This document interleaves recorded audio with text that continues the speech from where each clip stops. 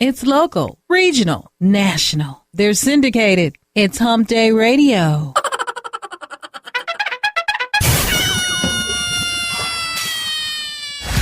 Don't touch that dial. Don't change the station. Sam Fortune, DJ Johnny D, the one and only Bobo. These guys are incredible. You know how we do it. Word up, yo. Word up. Man, It's crazy out this world, you know what I'm saying? Yeah. It's crazy. It's crazy. It's crazy. To the 10th power. Yeah, Who you is? Sounds to me like it's Hump Day Radio. No.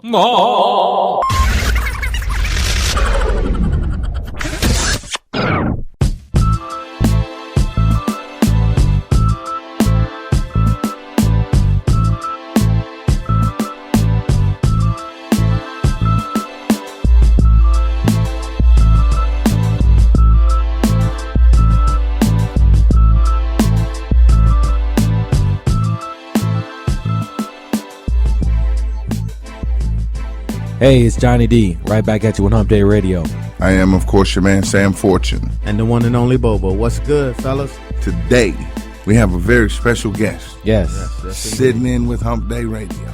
We have Mr. Writer, Director, Producer of Wilmington on Fire, Chris Everet. Hey, how's everyone doing? Oh, man, we're doing well. How about yourself? Oh, it's going well, man. I'm ready to watch these Panthers play. Oh, yeah. Yeah. That's going to be a good one. Oh, yeah. Yeah.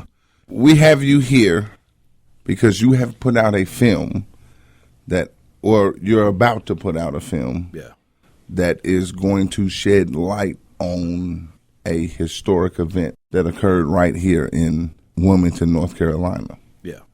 Can you talk a little bit about what occurred in 1898?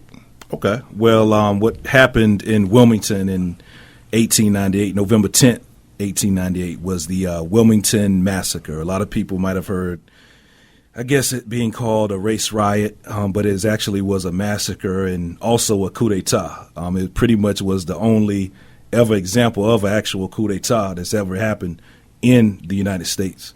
But the Wilmington massacre was really the event that kind of led to the whole Jim Crow segregation era in North Carolina. Like a lot of people, I guess wondered how North Carolina became a Jim Crow segregated, state. Mm-hmm. The massacre of 1898 was the thing that kind of catapulted that led to Jim Crow throughout North Carolina. Okay, so a massacre. Who committed the massacre?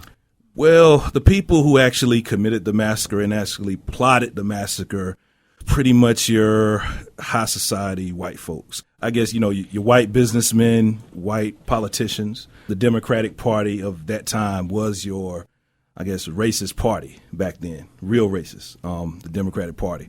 And the Democratic Party, it just wasn't something that was regulated to Wilmington because this was a statewide white supremacy movement. Right. But they actually did the massacre in Wilmington because Wilmington was the biggest city back then in North Carolina. It wasn't Charlotte, it wasn't Raleigh.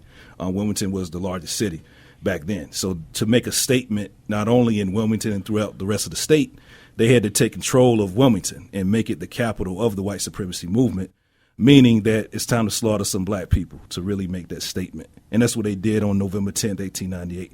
It pretty much was your businessmen, your politicians, Congress people, all the way down Really? to yeah. And So- we'll go more into that. So the motivation was to create a racist supremacy state or a location?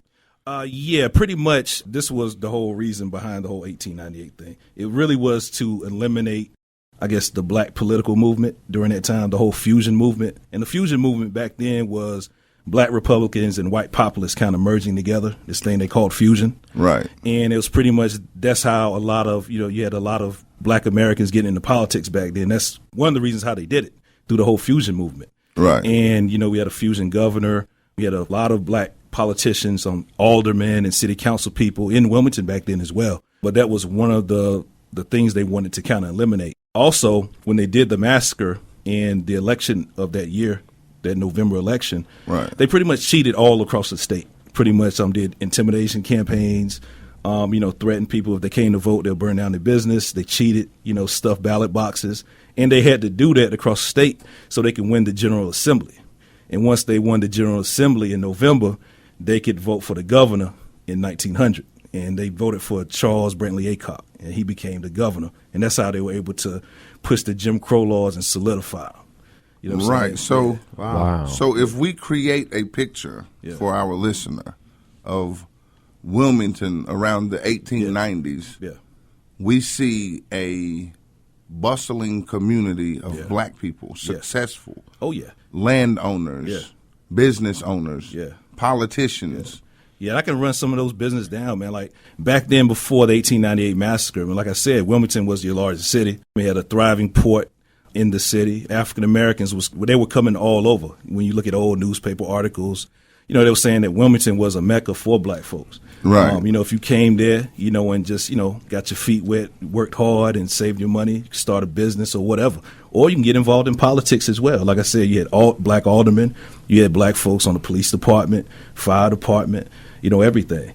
You had like a lot of black business owners, you know, that own shops around town, like thriving businesses, construction businesses and everything. A lot of if people who ever been to Wilmington, you see a lot of those old houses in the historic downtown area, a lot of those houses were built by African-American artisans. You know, like you had a lot of those guys who had their own construction companies and everything.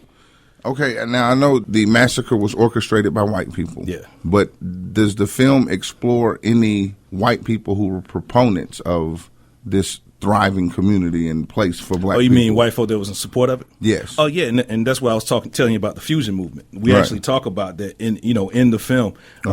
That's what you had like white populists who were kind of just done with the whole Democratic Party, and they say, you know what, we got a common interest, you know, with African Americans. Let's just merge together in this thing called fusion. Okay. And that's what they did. You know what I'm saying? So, and also you had white folks who were attacked during the massacre as well. They actually attacked a few white folks who were in support of the African American community. They ran them out of town as well. So we talk about all that in the film. Because like I said, man, you know, this white supremacy movement, they didn't care. If you was in their way, they was coming at you. You know, so and you know, I find this interesting because this actually predates Tulsa. Yeah, it does. What happened in Tulsa. So now it just shows the history of any time a thriving African American community has tried to come up, white supremacy has said, no, it is not happening in this country. And I mean, they've not just shut it down, they've burned it down.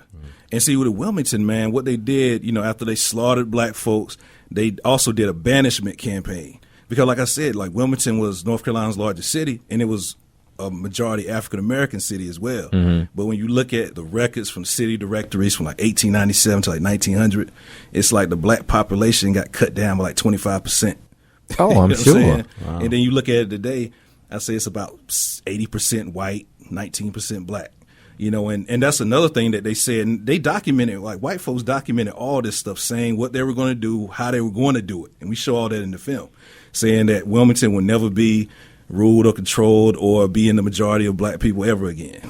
You know, they actually get a constitution saying that. That's how come the federal government didn't step in? Yeah, man. I think President McKinley, we talk about this in the film as well. He was the president during then. And people were sending them letters, man, because when you look at a lot of his archival files, and people were sending him letters all over the country. Because people all over, man, he was getting letters from like Colorado, New York, everywhere. You know, from white and black people saying, hey, what's going on in Wilmington? I had some family there, and they had to come up here, you know, get away from all that. So what is going on? They're killing black folks. And he just, you know, they didn't care. And I think a lot of that happened because of the propaganda campaigns that they had going on. I know, you know, we were talking about it earlier about it's one clip that I put out for the past couple of years with Brother Umar Johnson, and he talks about propaganda and just the campaigns they would use, the smear campaigns. Right. And it pretty much was to condition people to, I guess, accept the massacre, the slaughter of black folks. And they put it all over the state, and a lot of the major newspapers that are still here today actually participated, like the Raleigh News and Observer, the Wilmington Star News, Charlotte Observer, all of them. They actually apologized, I think, back in 2006. Charlotte Observer, the Raleigh News and Observer, all of them apologized for their role in it. See, the thing is, they did it. They did it to get paid and also to promote white supremacy, because the major newspapers back then, a lot of them were a part of the massacre as well. They were all Democrat and white supremacists. So they pretty much killed two birds at one stone, getting paid and promoting white supremacy. You know what I'm saying? Because a lot of people, it's just like today. when you see like Hannity and all those guys, they get big bucks. Rush Limbaugh and all that to do the same thing. Yeah, exactly. So Trump is actually doing the same thing. Exactly. He's getting paid plus promoting white supremacy at the same time. So if it ain't broke, don't fix it, I guess. That's bananas. That type of propaganda goes on throughout history. It goes back a long way. Yeah. And it's all constant. you have to do to justify killing a group of people is to spend some years putting out negative press, negative ideas. Yeah. And see, that's what happened with Wilmington, man, because we actually have some of the actual direct descendants of some of the people that were affected. Right. Anytime you look up 1898, you might always see a name like Alex Manley. He was like the black newspaper owner back then. Mm-hmm. We have his grandson in the film. Yeah. And they burnt his building. Like anytime you see or look up 1898, you always see like a burnt down building with like these white people standing in front of it, like a mob. Right. That was his building. That was his newspaper building that they burnt down. Wow. But with him, they used him to kind of further the propaganda because I think a year prior, he wrote he read, I guess, some type of article by this white lady from Georgia, and she was just talking about how white men need to stand up for their women. It's the end of slavery, and black men out here working with white women on the farm and raping them and stuff like that. And so it's up to white men to rise up. And I think a year later, Alex Manley, I guess, read it somewhere, and he wrote an article on it in his newspaper, because he had like a daily newspaper. And he pretty much said that, that stuff is, that's just propaganda, and that these white women aren't getting raped, by black men. They actually love being with black men. He said, especially mulatto men like himself. Right. So he was just going at it. So and what's crazy is it's 2016. Yeah. Okay. And you think this happened in 1898, and that was then. The governor just came out last week with the exact same propaganda.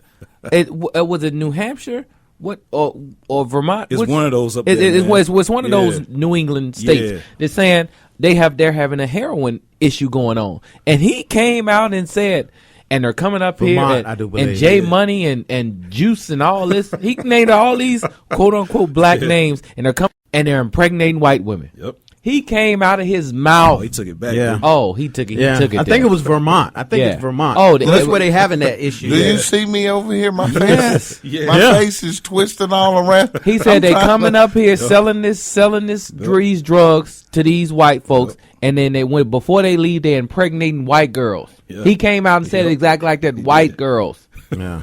Scaring the mess out of white folks. Like what? But see, that's what they did in 1898 when my man, man Alex Manley wrote that article, pretty much saying that it's white women coming at them, and it's only when they get caught that's when white women yell rape. Oh, it's been like that. It's still like that. Yeah, and then he said that he told the lady, he said, hey, y'all need to check y'all man, because he's the one that's been creeping, with our women, raping our women, and then so the people. Yeah, that's why. Yeah, it's got to be why they. Yeah. Were so quick to believe that they didn't think here's a white man. Yeah, Becky, what you doing in there with him? What are you doing in there? I mean, you got your clothes off. He took your clothes off. He obviously. They believe that the black man is in there raping that white woman. I don't think it was a malicious he just couldn't wrap his head around her wanting you because he had been taking so much. Yeah. He had already been raping our women, make the men sit out the window and look at it. And say, if you say something, I'm going to cut your tongue out, sell you. I'm going to sell your sons off. She's still going to be here, and I'm going to still be tapping it. Yep. So when it got into a position where she wanted to be in that room with that Negro, they just thought he's got to be returning the favor. There's no way she's in there voluntarily. But see, the people who were behind the massacre, they saw this article. Because, see, the thing is, they were already plotting on doing something like the 1898 massacre before. They couldn't find it to stick. But they saw this article by Manley. So all the newspapers in the state, ran the article. You know what I'm saying? And really pushed that to show that we need to get rid of this so-called Negro problem. You know what I'm saying? Because they getting all this money and they become, getting all these political positions. They're going to take our women. And then you got to realize this. We talk about this in the film. A lot of white people couldn't read back then. A lot of people don't want to admit that. Yeah, exactly. But there, white folks, I know in Wilmington, black people had a higher literacy rate than the white folks did. You know what I'm saying? Wow. And that was in a lot of places, man. Our literacy rate in a few places was actually higher than some of the white people in these communities. But the newspapers knew that, so that's why you might see a lot of those crazy cartoons from back then, political cartoons showing like, a black person is like a big beast or something like that, and they'll have like a small, dainty white woman, you know what I'm saying? Yeah. Because the people couldn't read. Yeah, exactly. They couldn't. They were illiterate, so they would do those cartoons and just spread them everywhere, and they might have like a crazy tagline, saying Negro rule and stop Negro rule and stuff like that. That's what King Kong was about. Yeah, pretty much. Yeah, big nigga crawling up the bed, snatching the white woman out the window, and she loving it. Exactly. Wow. But post-slavery, that was the biggest concern amongst white people because all these slaves, former slaves, had all this skill. Yeah, they were doing this. Yeah. They were doing everything, so they knew that they could get out here and do what they needed to do. Because they've been doing this for free and been basically, I can't say on the job training, but because it wasn't a job, it was forced. But that's what they were doing. So they knew this groundwork had already been laid. And all it takes is for a person to get jealous. And he can't find a job, but this. But see, that's what they did. See, that's what they did in 1898, man. They actually, it was, how a lot of people just think it was just poor white people that do this stuff.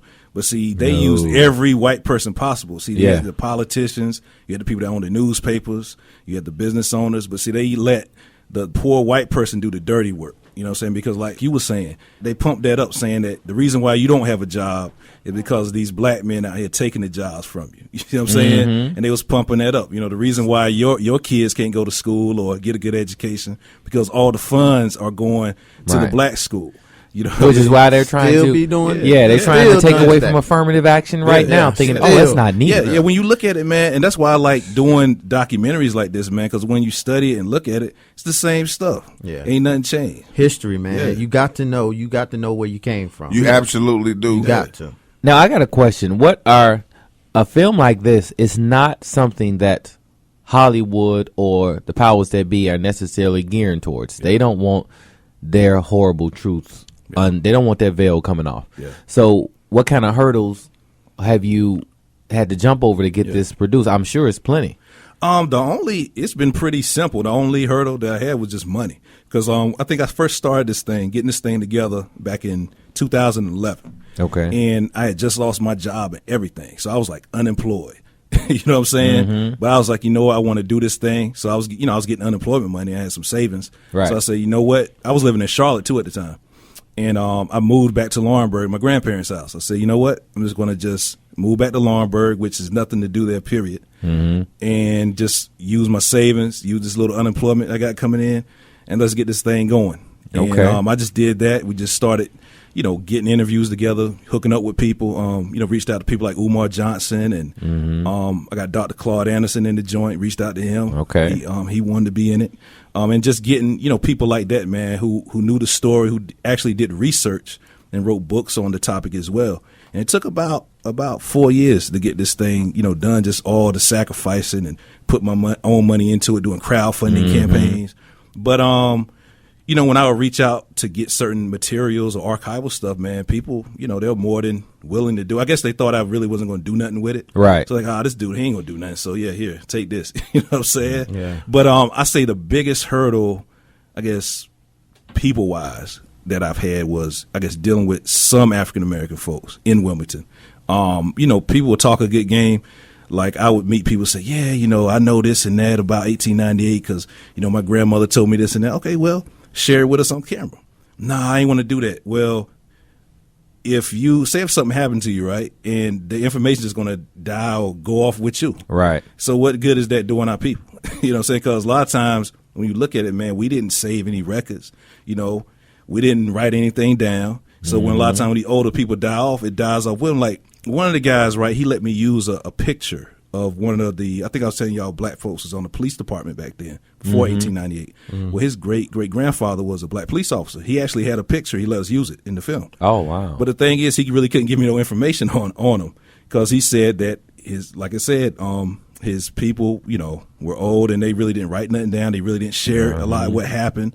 So when they died, it just died off. And he said, man, I don't know the history, but here, you can use this picture, Wow. But I know from the white side, we got one of the white guys in the film. He's like an independent researcher. He kind of grew up in Wilmington, and he heard about this stuff a lot through his church, his social organization. They talked about it because I think you had some people, because he grew up, I think, in the 50s and 60s. And you still had some people that were like little kids at the time of the massacre. Right. So they would actually share, when, say the N word and say all this stuff, saying that we're going to do it again if these, these niggas ever get out of line and all that. Yeah. And so he would hear all these things. And that's how he started, putting the pieces together. So that's the dynamic I kind of ran into. Like, I saw the white side, they were more open within their social circles, but our side was kind of just most closed down. You know what I'm saying? They didn't really want to talk about it. You know what I'm saying? So that's pretty much, that was the only kind of, backlash type of stuff I ran into. Right. So this film is going to shed light on some history, American North Carolina history. There's plenty of stuff that we don't know about. Yeah. So, films like this need to be plentiful, and I'm glad you've done it. You're actually having a viewing party? Yeah, we're having a screening right here in Charlotte, January 30th, 7 p.m. at Crossroads Charter High School, actually. We're going to show the film, have a screening. We're also going to have a Q&A panel afterwards with me and a couple of the people that you see in the film, the soundtrack producer, and also one of the illustrators from the film as well. That's going to be very cool. Yeah. I think we plan on being there to get footage and do some interviews that day. And people, man, they can get tickets. Like, tickets are $10 at the door, but you can get tickets now in advance for $8 on Eventbrite. You know what I'm saying? So, you can take advantage. It's a real good deal. So just go on Eventbrite. Yeah, type in Wilmington on Fire, and it'll pop up. Yeah, $8. And if you don't want to do the Eventbrite thing, everybody don't want to, purchase stuff on the internet. That's cool. I understand that. So just come the day of, man. It's $10 at the door, but it'll be the best $10 you ever spent. Trust me. Righteous. And the T-shirt you have on, I'm gonna need one of those. Can I get one of what's those? Your size? Y'all just give me your Big size, Cat. man. My size is a new size. It's called Big Cat. You feel me? Yeah. So, man, we definitely appreciate you coming through. We want to try to keep you around for another segment or two so we can chop it up about some hot topics or whatever. No doubt. Yeah, it's Hump Day Radio. Some people don't want you to say this. Some people don't want you to say that. Some people think if you mention some things, they might happen. Some people are really fucking stupid. If what you just heard hurt your damn feelings, I recommend you come back so we can keep pounding on you. Hump Day Radio.